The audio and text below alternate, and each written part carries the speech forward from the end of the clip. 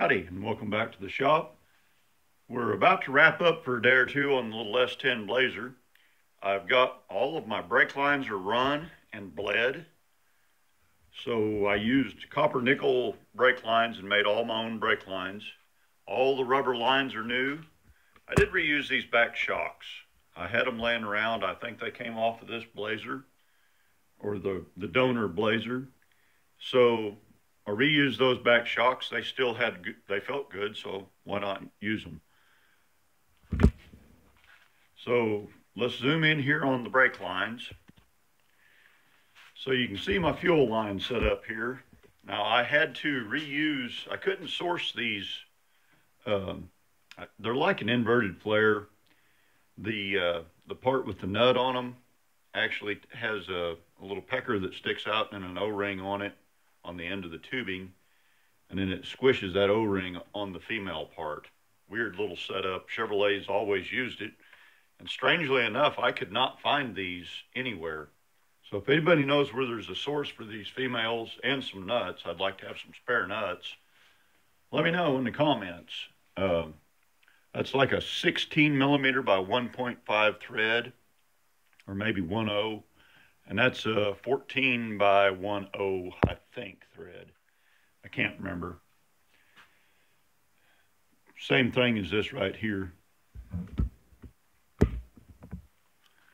So all of this is copper nickel. Never rust, never corrode, never get messed up, last forever. I reused a fuel filter because I didn't have one on the shelf and I was too lazy to go get one. So up here in the front, wow, that looks green. Maybe on your TV that'll look a different color, but in my camera that looks kind of green. It's Ford blue. It is actually Ford tractor blue, and it's almost the same color in real life as them shocks. I don't know why it looks green, but that's Ford tractor blue on the calipers and the backer plates. And that's just gloss black. The only hard steel line that I reused is this funky one here. And that's the one that brake line wraps all the way around, all through in here and over there. I didn't really want to make that one.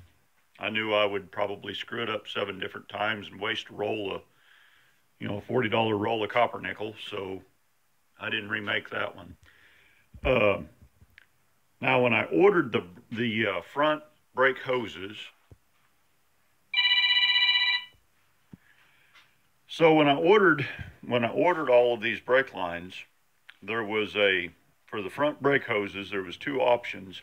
One of them made in New Jersey and then one made in French Indochina or something, I don't know.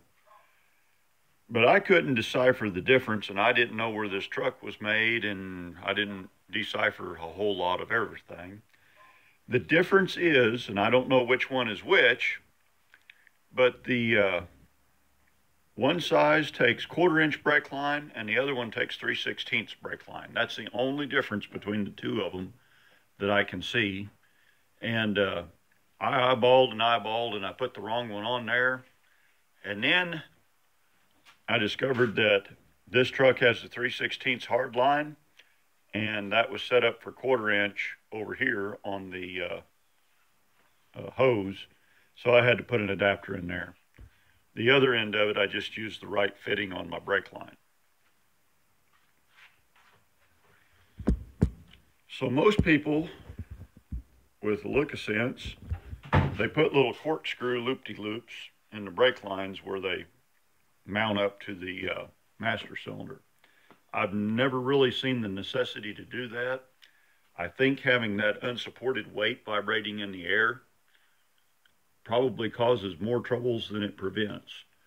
The important thing is you don't want this stuff to get a harmonic vibration in it. Probably what I'm going to do is just split some hose and wrap a piece of split hose over the 1/4 inch line and then zip tie the 1/4 to the 3/16 so that those are together and they can't vibrate. And that's about as good as I've ever seen, and it works. So that's just kind of a quick update on where we are with our project. I've got to roll this thing out and work on my work truck. Got some transmission issues, might make a video out of it. Don't know yet. In the meanwhile, give us a big fat thumbs up for taking the trouble to film it.